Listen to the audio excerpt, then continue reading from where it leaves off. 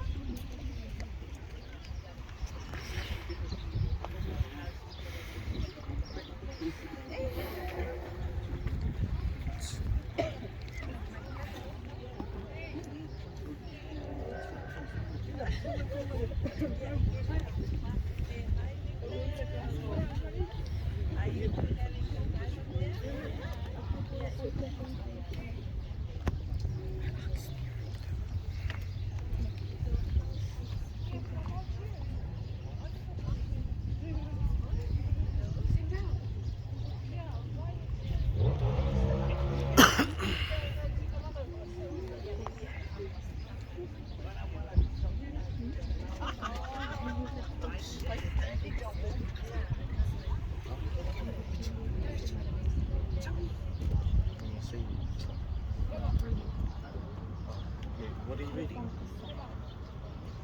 Sorry, not this.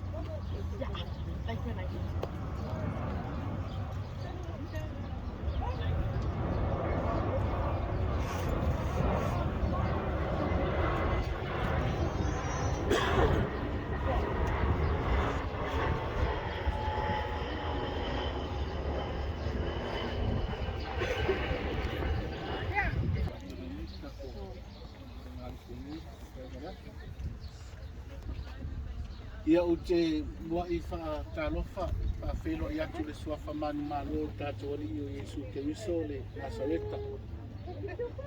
Sua I le au whainga ruenga le atua mo lātou patua.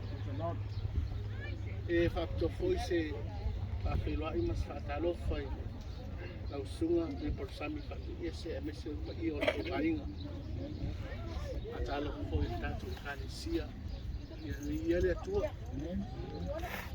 Ia tua o tātou mo mai le aso si o tātou mo le mawina le maafa manatu le tōnga mau ko le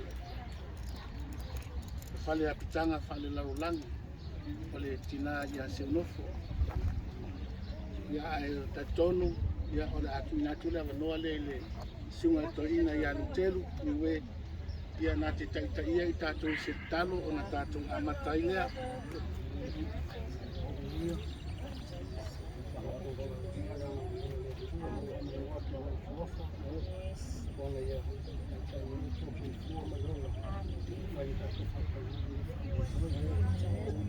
O e lava o le la o matou le tua mamago le tua furukurese o le tua maku I ai tangata mo na ki ngama haleluya matou e le yaso lo matou matou ki le o lolo matou haleluya ana matou sulaina le alofa malanga lei o a koina te I mai lo lato fu mo matou matou mo le yaso matou le yaso sa luke lo matou e ni fo fo la tangata lo matou amen ale se no oi ate matou ale leo oi makala foi matou ale ate oi lo matou haleluya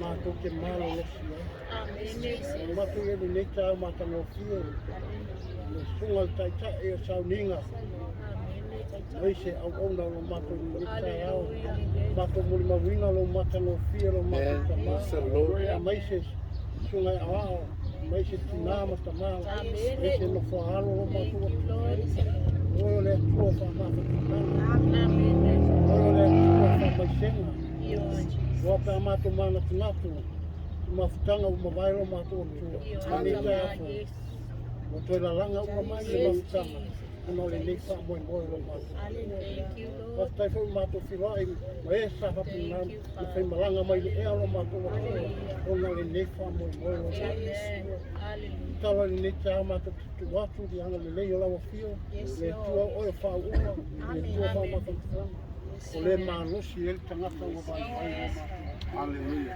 matou le neta o la fa uma lo ona tautai lo matou ina ia avea la upu a fa leo e la ona lo matou pai e o ia mala leo le tala le leia la fio Mātou te whālongo, mo wai le tō ki le mōlo mātou. Talo i o whamanuianga i nei asanga i nei oilo mātou. Whamanuia i lau au ona, e meisi anu nofo a alo, meisi a inga lo mātou atua. Wō mai māsani, i alo a whio whamanuia whale kāle si. Hallelujah. Mātou māwhuta le nei kai alo mātou atua. I leo se ngō se lofu. Yes. Ao le alofo ala o whio. Nei ka nau māwhuta ai tama. Nei a vea mātou mwha māwhan whananga lo mātou atua. Mālo rosi ei loko. Alele mai oilo mātou atua. Lāswe au, iau ngā o mō mātou. Talo, amakai le au whio le nei kā whanina roma mātou. Amen. Fui atu lo lava vizinga tu molo mātou whakawā no oia.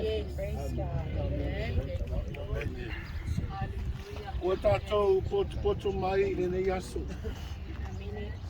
Tātou te mori mawina le te tāna anua ia. O leo fiu le whailonga. Le maa ua tāpena ina. E whai mau whailonga o le nofuanga. O loo lango mawai le whaletua i a Siaunofo Laalaai. E whai lava fo i lea ma wha mau whailonga. O se ata la fo ia o lo na soifuanga. Tātou te manatua i pēa o ia i mafutanga sa iai. Ai whapea fo i le mafutanga whai pēa. I le ola e whawawau o saunia e lo tātou atua. Mo i tātou. Mo lo tātou whaaloalo i le soifuanga sa tātou whaia ma le whaletua i a Siaunofo Laalaai. Ai whapea fo i le taimi na tātou te ai mai ai le tino.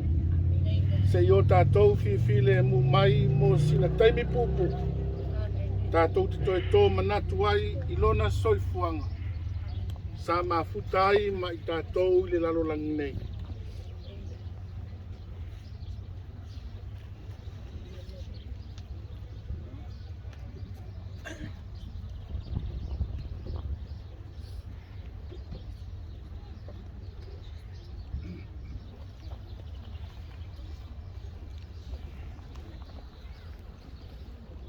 Tātou pese o saunia.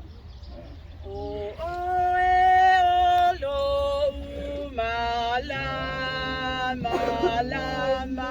Yesu Yesu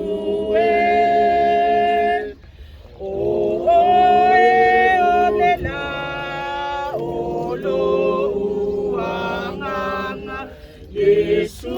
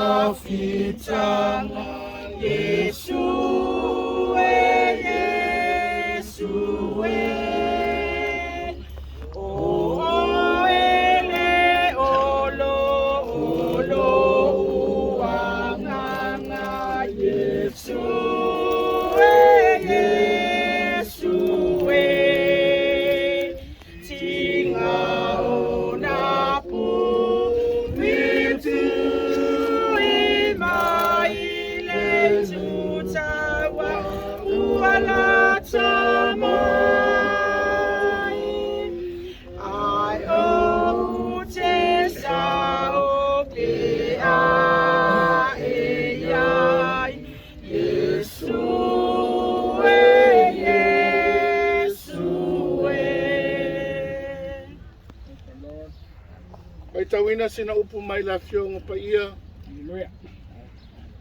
Tai ai tātou sauninga i le nei tu lao le aso. Maua mai lea i le salamo se lau lua su matasi ana whaipu momua e whangata mai le wali. Pasanga e o mata i maunga. E o mai ai lo fisosoani. O lo fisosoani e mai ai e o valea. O le na whaia le langi ma le langi. E le tuina mai e ia mapewa lo vai. O lo leo e le tu le moe lava o ia. Pauta. O le leo ia Israel. E le tu le moe lava ia e le moe lava. O Yehova.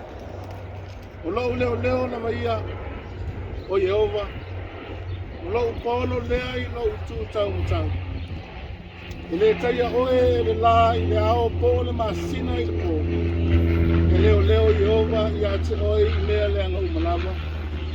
E leo mai o ia i lo ungang. E leo Yehova i lo urufafo ma lo urufang. E amata mai nei lava a eo o i le whaamama. Tau ina ia whaamanuia le atua i lana whionga pa ia. Ko pe ia te ia rona vi inga. Nei maso umalava si o le whaamamau lava. Amen. Ia o le avanoa lea. O le atu ina atu le sunga le oao ia atu i palusami, atu i ese. Ia e maise o Laalaai, e uri matua Siaunofo. No maise i lea o tina le pipine o le maa.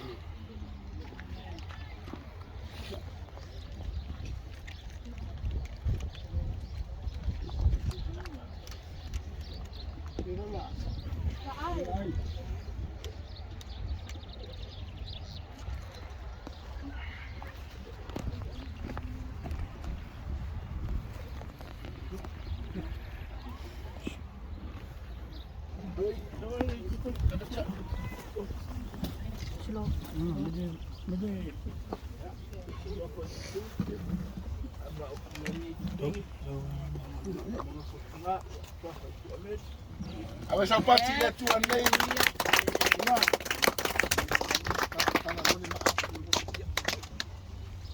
Ciao.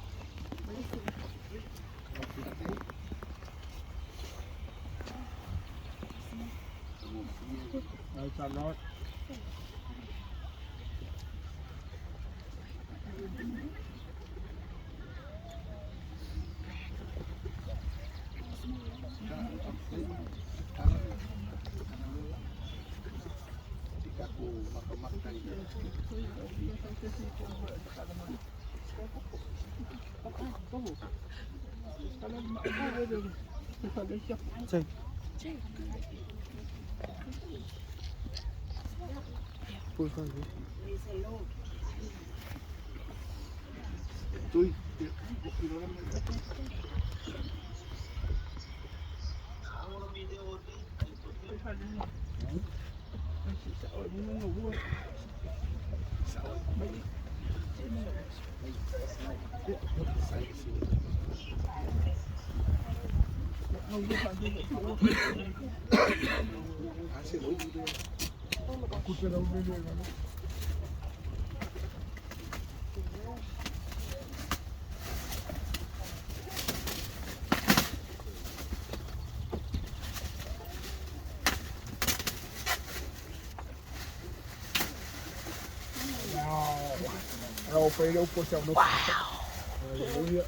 Ya mena sa pati nei. Ba.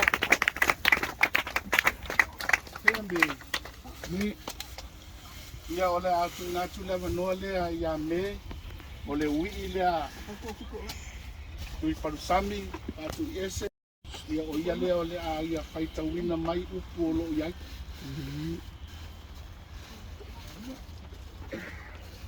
Okay. Timothy chapter 4 verse 7. I have fought the good fight, I have finished the race, I have kept the faith. Timothy 5 5. Ua o tau le lei, ua ihi ia te au tau simulonga, ua o tau i le upo le whātotua. Hallelujah. Praise the Lord. Siaunofo Laalaai. Sunrise 14 August 1967. Sunset 21st of November 2022.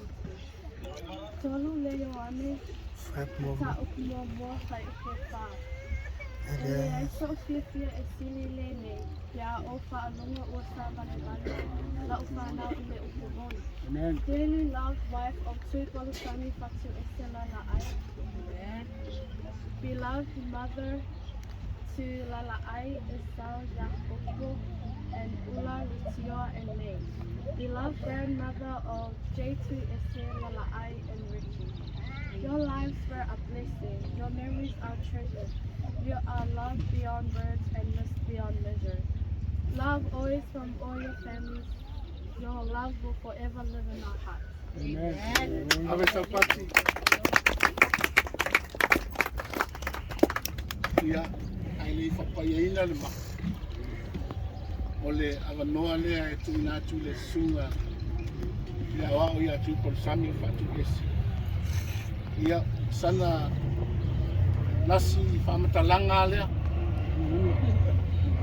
I le la mawhitanga me Siaunofo. Ia ale nei maa mata mo fiu whaatinoina. Le whanau. Ia o le whailonga lea o le oli ma fia. Ia tuina atu lea manoa e. Sunga ia Tuipalusami. Ia awe kang. Malkai mingang kang yek. Pai mula mongo, yo kan pugu mo pai da pun mo mo. Ya ada. Ya lo mau po ya. Mo ni ba. Ni mo to ka tai pangan. Ya, ya wo ya ko wo kile ko fa ko bai kile ko fa longo ba. Ne, kile ko ro mai ma ko me ye fai. Ya o nga ruanga le ia. Ya dau fa ki nga la so nge la fa ngau. Paul me yo mo runga ni ngo le kua. O sofa isu. Amen. Amen sapat. Ala wa tumlo fa lo sungai fa fengainga. Ko mai se ka ko pa i ma ole pantu. Ya ma saunia se ta. Kio. Pa pa ni nai ma fa matu. Pantu ya Siaunofo.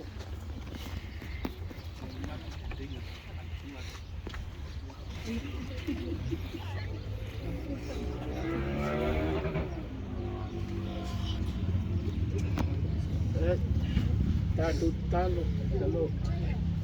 Ia lava oe lo mātua tua. Oe lava o le atua foa. O le atua na e tāpena ina aso whapene. Mātua wala au I lau fio le atua o mātua iai le nei aso. Mātua mori mauina le atua. Le maa wha manatu. O le wharetua ia Siaunofo Fatu Esi Laalaai. Whaile ama whailonga. O lona whale apitanga whale laulangi. Mātou te tatalo I lau fio I le nei tu lalo mātou ta maa. Whapaia ma whamanuia I lau fio le nei maa. Ia awane I malue. Be solo fo I le atua. I whaalawe lave whanatua. Be o mafui. O lolonga. Wafi e mu saio. Le ngata fo I lea le atua o le vai. E whetawhi ai le tua e whaleau na ina ai me uma mātou te whai. Mātou te wha moe lava I lau fio. Te e malutia le nei maa I o aolo mātou ta maa. O le ata lea o le alofa. O lau au auna. Ia Tuipalusami le ngata I lea o le whanau. O whaatino ina ai le nei maa e whai ma wha mau whai longa. O le mea o le ata oto ai le tina nei a Siaunofo. O lona whale apitanga whale larolangi. Ma whaatalitali atu ai. I le taime e te awhio mai ai ma whaatulai tai tō tasi o mātou tangata. Mātou te wala au I lau awhio I le nei asolo mātou tamai. I ai pēr lau while mū. O le oli e lau awhio I lau au auna le ngātai lea o le whanau. Ona o le mawhtanga. O whaate te eseina I lau awhio E ala le I le maliu malauti. Ai mātou te tali tonu le mātou atua. O lo o soi fua lau awhio. O oe lava o le atua e lofa. O oe o le atua e anga le lei o mātou tangata. Se iai pēr le anga le lei o lau awhio I lau au auna ma le whalitua. Ai le ngata fo I lea o le paia o le ainga lo mātou tamā. Tālo ia whamanuia lau awhio ona o mea uma o lātou whaia ma tāpena ina. O le lofa I le tina nei ia Siaunofo. Mātou te tālo I lau awhio lo mātou tamā ia whamanuia lau awhio. Ia te I lātou. Kei mi fo I o le atu uana nei mawhtanga lo mātou tamai. Ia taitaina la ua fio o mātou tangata i le nei aso. Le umalava mātou te whaia lo mātou tamai. Whaia lava mo sovi inga. Ono lo suafa Yesu le rio le ola o mātou ole mo mātou wala awa tuai. Amen. Avela sang pate wha maulunga aile le inga o le tua. Nofo ia le.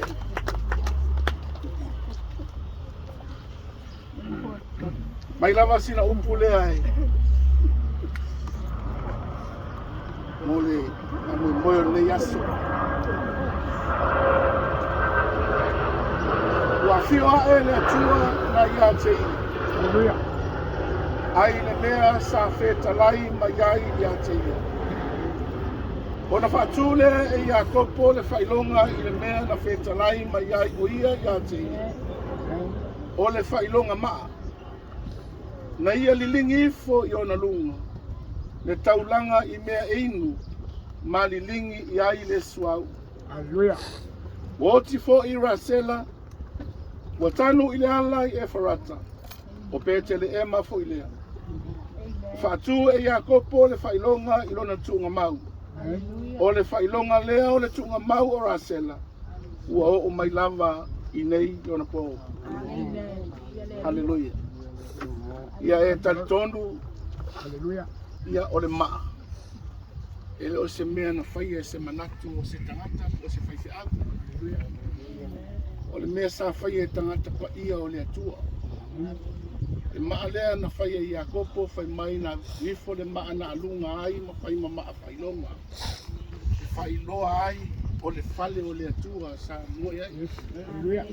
Le ngata fo i lea o le maa lea na whatua i Iakopo ina ua maliura senga. O le maa e wha manatu ai. Le mea o lo ota oto ai. Le latu ai ngā po le tina i arasena. Rono wingala. Ele o se mea sa whaia se manatu o se tangata. Ale neila laki mea na whaia e tangata pa ia o le atua. Awa o le tā ua lea. Awa ale ai le maa. Ia e tātou te leiloa po whea le mea o lo ota oto ai le tino o Siaunofo. Ai pe o le maa o whai ngō fie ngu mai mea uma. Ia e sua i ai le mea o lo lango mawai. Ia o le vi inga lea le atua. Whai mai le Ioane lea, e tolu le Ioane, ma tā upumua, whai upumua wangata mai le wha. E le iso o fia fia e sili i le nei. Pe a o whalongo wa sawa wali lau whanau le umoni. E tā ua ia o le nei mau. E tā ua i le whanau a Siaunofo. O le whaongaina o le soifua ma le ola, o le awa unanga i le atua. O mea sa awa o mai il tinalea. Telefo i se ni mea le lei na whaia e Siaunofo i le ngata i tutono le ngaluenga le atua. Ia e mai se lava tutono le ainga. Tui palsami e mai se o le whanau. Ia whamanuia le atua i lausunga e mai se o le ainga. Ia iai anga le lei o le atua. Wa alu Siaunofo. Wa umatu ia ma whitao le nei o lama. Ia ma le wha moe moe. Tātou te toi whailoa i lava i ola. Tātou lau e saunia i lo tātou atua. E la usu mai se tātou pese. A uma tātou pese lea. Ia ona tu inatu le sunga i le whaawhengainga i a Paulo. Ia lea na te whaeruina le tātou sauninga i ni aso. Pamonia tele lava le atua. Ona e soa pele le sunga. Amen. Te o ma Yesu i aso umane. Na te tai i le ala ua lele. O te muli muli ai, o te fina lava, o te leva i vai. Muli muli, o te muli muli, i nei i ina, o te alua. Muli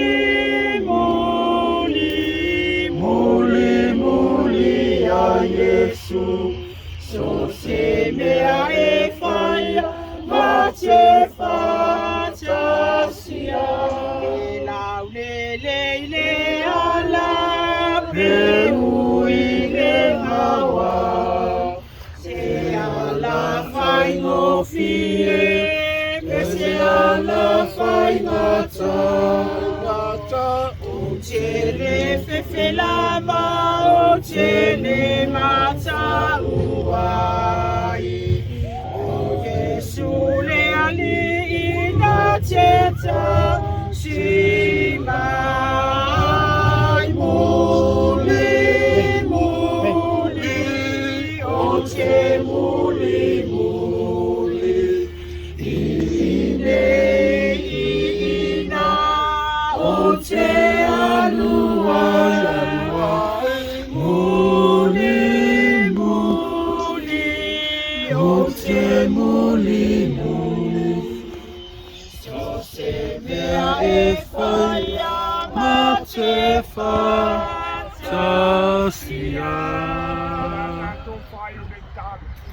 Praise the Lord. O oe o le a le whamare o beka o le amatanga ma le ataanga o le mua ma le muri muri.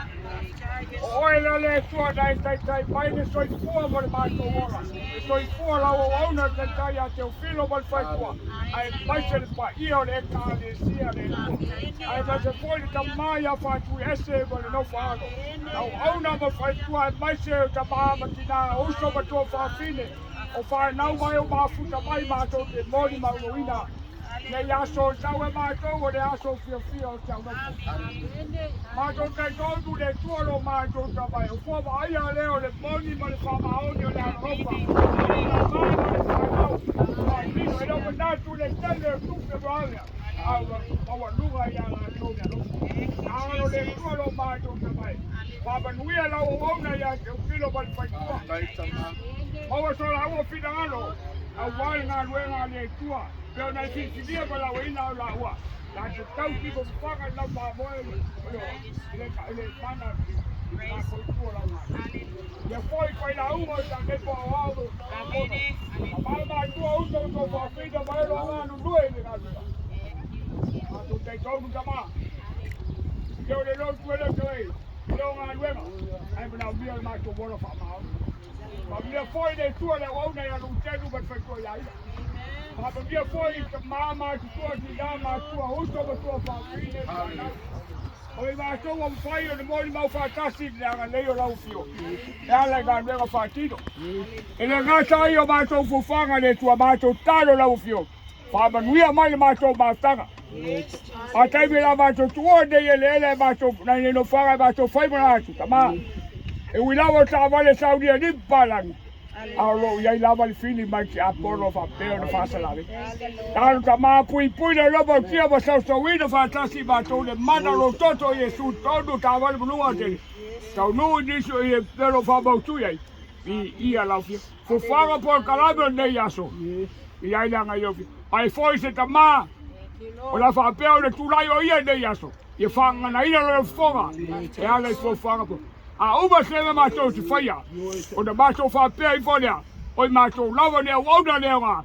Awa nea te mātou ia mai, awa nea te mātou, ai tu nātu ni inga lau whio. Alo nea whamia mai le tua. O na o Yesu, everybody say, Amen. Whamia tele ne tua tātou mātanga nea. O Yesu, o nene. O te manatu o nea e, ua whai un tātou saunina.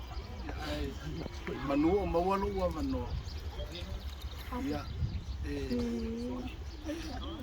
manatu o le aso le nei o le maa o le atua ia Siaunofo Laalaai. Ia lausunga people sami whatu ese. Ia, na kāpenina fui le kālesia. O se toi mea lea, o se toi mea alofa fui le tātou kālesia. Ia mo le whamina tuina o le maa o le tina ia Siaunofo. Ya, manila le tua nei le aso, e langa le lei o le atu uma. Ka penei nai kātou mo le aso sapati le tai au. Ia ona usua kino Yesu. Amen. Ya, o katongo le wa, o tau tingi ko pasa pol foi velo sunga pa pe ngai. Fa una. Mo foi manga ku fa fonga langi ka ulanga sikia me kai au.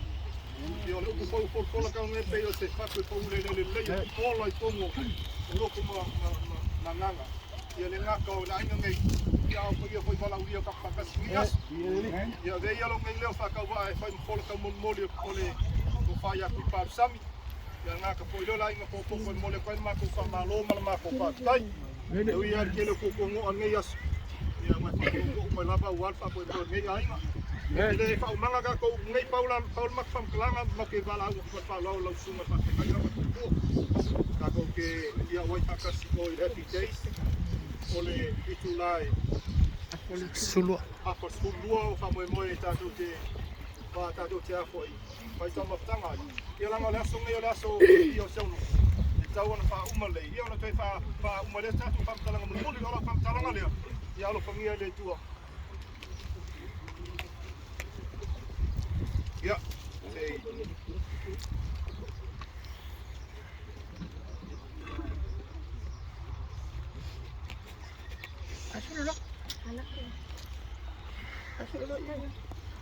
Sei o sai me fa mole langa le woko e. Ole ia no. Ja, ole ia le ke aku yo fa ko.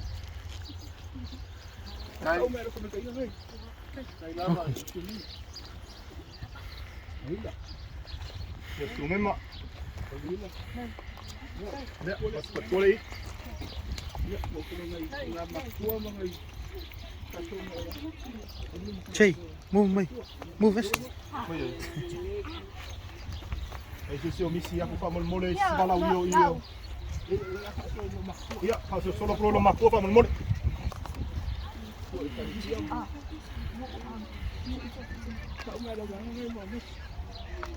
Vai foi ir a lo matua le calesia fa mole.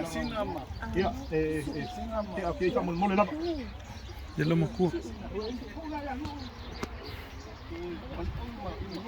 No way, yo. Oi, desci. Ossa, tira ossa. Voy a... Ja, ja.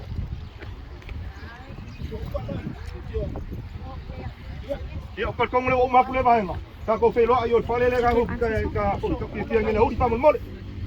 Ja, ma lo fe ta lai per sami sau. Ja, ta tua, ya lo malo fonga fa ma. Ja, la ta to o ia fa pe na e fe ta lai. Ja, ako mai kasi este yo le dangwang ni kaya. Fa una. No ka ko fe lo ayo nga aku mau lo o le le. Okay.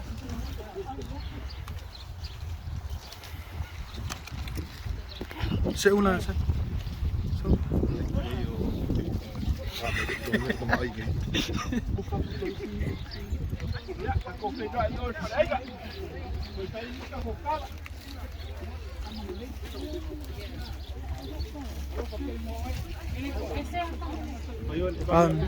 Singa mana vai mana chupa piai.